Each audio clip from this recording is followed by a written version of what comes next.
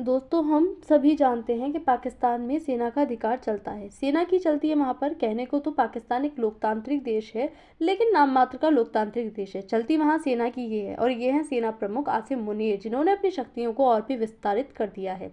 अभी हमने कुछ दिन पहले देखा कि यहाँ पर कॉन्स्टिट्यूशनल अमेंडमेंट एक्ट हुआ है, यानी कई सारे जो संविधान प्रावधान है संविधान में चेंजेस किए गए हैं, जिससे कि सेना की जो शक्तियां हैं, सेना प्रमुख की शक्तियां हैं, उसमें विस्तार किया गया है, उनकी शक्ति को और भी बढ़ाया गया है।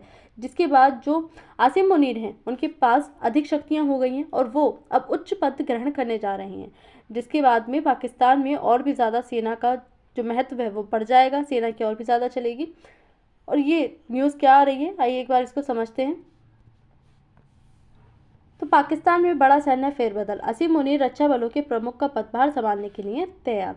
प्रमुख जो पदभार है सेना का, उसको संभालने जा रहे हैं आसिम मुनीर, जिसके बाद अलग ही प्रभाव हमें पाकिस्तान में देखने को मिलेगा। आसिम मुनीर पाकिस्तान सेना के सर्वाधिक शक्तिशाली commander, chief of defence forces के रूप में नई भूमिका निभाने के लिए तैयार हो चुके हैं। यहाँ पर अलग अलग न्यूज़पेपर में आर्टिकल छपे हैं। तो खबर क्या आ रही है, फील्ड मार्शल आसिम मुनीर को पाकिस्तान की सेना का सर्वाधिक शक्तिशाली कमांडर बताया जा रहा है।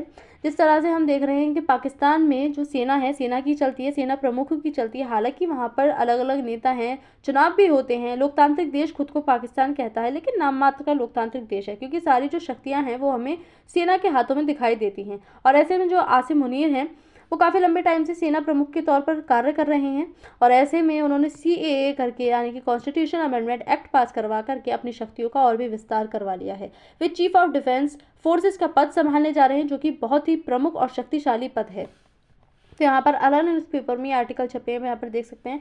Asim Munir set to take charge as overall commander of Pakistan military most. तो यह बदलाव क्यों महत्वपूर्ण माना जा रहा है? जिस तरह से पाकिस्तान में सेना की और भी ज़्यादा शक्तियां बढ़ गई हैं, यह पाकिस्तान की सेना में 5 दशकों में सबसे बड़ा ढांचा परिवर्तन माना जा रहा है।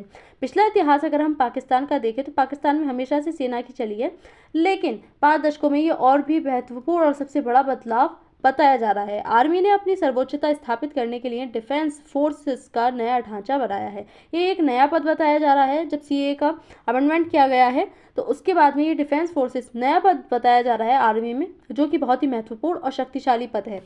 चीफ ऑफ डिफेंस फोर्सेस की भूमिका किस तरह की है? तो तीनों सेनाओं का ये प्रमुख होगा, आर्मी, नेवी, एयरफोर्स। जैसे हमारे यहाँ तीनों सेनाओं का जो प्रमुख है वो कौन है? हमारे प्रेसिडेंट होते हैं, राष्ट्रपति। जैसे कि अभी हमारी राष्ट्रपति द्रौपदी मुर्मू हैं।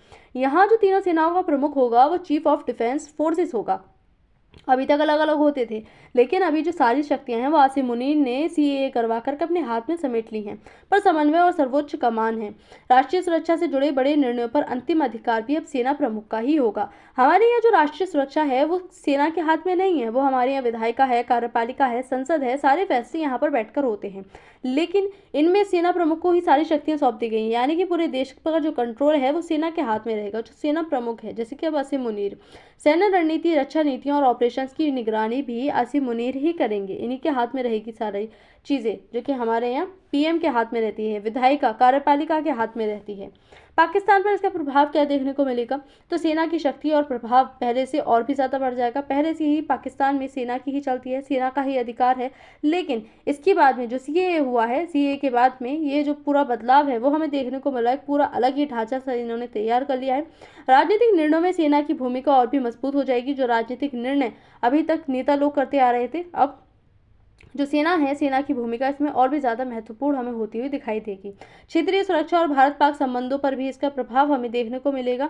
भारत पाक संबंध जो पहले से ही इतने खराब हैं और अधिकतर खराब ही रहते हैं, ऐसे में सेना के हाथ में इतनी शक्ति जाने के बाद में और भी ज़्यादा खराब देखने को मिल सकते हैं। भारत पर भी इसका प्रभाव देखने को मिलेगा। सीमा क्षेत्र में सेना की गतिविधियां और भी बढ़ सकती हैं। जो पाकिस्तान है वो उल्टी सीधी हरकतें करता रहता है। जो हमारी सीमा है, जो साझा करता है पाकिस्तान भारत के साथ में सीमा, उस पर कुछ भी उल्टी सीधी गतिविधियां देखने को हमें मिल सकती हैं। भारत को सतर्क रहने की यहाँ पर ज़रूरत है। पाकिस्तान की सेना रणनीति में बदलाव के कारण भारत को सतर्क रहना होगा, अपनी सेना को मजबूत करना होगा। जो सीमा है, सीमा को सुरक्षित करने के लिए भारत को कार्य करना होगा। यहाँ पर अधिक ध्यान देने की आवश्यकता है, क्योंकि वहाँ पर जो पाकिस्तान की शक्तियाँ हैं, पाकिस्तान में सेना की शक्तियाँ और भी ज़्यादा बढ़ गई हैं। और एज अ सेना जो हमारी आर्मी होती है, चाहे वो किसी भी देश की हो, वो आर्मी के तौर पर ही कार्य करती है। जबकि जो एक सरकार होती है, चूँकि वो लोगों की जनता के जो जनता होती है किसी भी देश की, उसके द्वारा चुनी हुई होती है, तो वो लोगों के हित में सोच करके कार्य करते हैं। जबकि सेना जो है सेना के जो प्रमुख होते हैं, सेना में जितने भी मेंबर होते हैं, उसमें वो अपने ही तरीके से कार्य करते हैं। जैसे कि हमारे यहाँ की आर्मी में कोई जनता के द्वारा नहीं चुन करके जाता है, वो एग्ज़ाम वगैरह क्लियर करके जाते हैं, तो वो अपने तरीके से काम करते हैं। पाकिस्तान की भी आर्मी इसी तरह से है, वहाँ पर भी जनता के द्वारा आर्मी नहीं चुनी जा रही है, नेताओं को ही जनता के द्वारा चुने जा रहा है, लेकिन वो उनके हित में काम करने का उन्हें अधिकार ही नहीं है, क्योंकि उनके पास जो पावर है वो सारी पावर मिलिट्री के हाथ में है, वहाँ आर्मी के हाथ में है। तो आर्मी तो अपने हिसाब से काम करेगी, वो जनता के हिसाब से नहीं सोचेगी कि जनता को क्या होगा, जनता पर भी पूरा प्रभाव पड़ेगा, वो ये सब नहीं सोचते, वो अपने हिसाब से कार्य करते हैं। तो भारत को यहाँ पर सतर्क रहने की आवश्यकता है। आसिम मुनीर का यह नया पद पाकिस्तान की सैन्य और राजनीतिक व्यवस्था पर बड़ा प्रभाव देखने को हमें मिलेगा। जो इनकी सैनिक शक्ति है उसमें और भी ज़्यादा बदलाव और मजबूत होती हुई दिखाई देगी। यह भारत के लिए भी चुनौती उत्पन्न करेगा, न केवल भारत के लिए बल्कि अंतर्राष्ट्रीय स्तर पर, खासतौर से अफगानिस्तान, जिसमें पाकिस्तान के संबंध काफ़ी ज़्यादा खराब हो चुके हैं अफगानिस्तान के साथ में। तो यहाँ पर भी जो उल्टी सीधी गतिविधियाँ हैं वो देखने को मिल सकती हैं। पाकिस्तान चारों तरफ को हाथ पैर फेंकता फिरता है, यहाँ पर और भी ज़्यादा जो चीज़ें हैं वो ख़राब होती हुई दोनों तीनों सेनाओं जो सीमाएं हैं पाकिस्तान की उस पर ख़राब होती हुई नज़र आ सकती हैं। इसलिए जो हमारा भारत है, भारत को अपनी सेना को सशक्त करने की ज़रूरत है, सीमा पर ध्यान देने की अति आवश्यकता है, क्योंकि हमें तो अपनी जनता के लिए सोचना पड़ेगा।